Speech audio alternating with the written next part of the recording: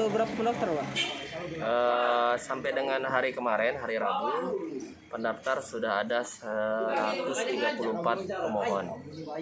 Yang lulus baru 29 orang yang bisa lanjut sampai dengan diproduksi SIM-nya.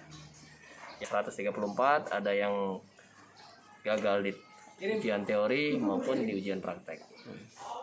Belum mengikuti ujian SIM ini.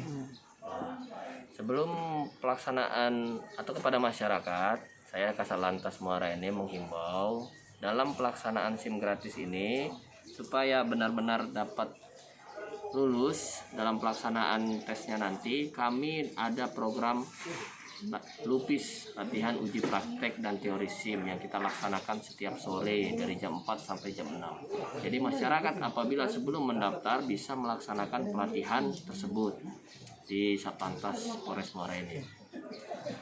Peringati HUT Polantas. Nah, selain kegiatan SIM gratis itu ada kegiatan lain yang sudah kita lakukan.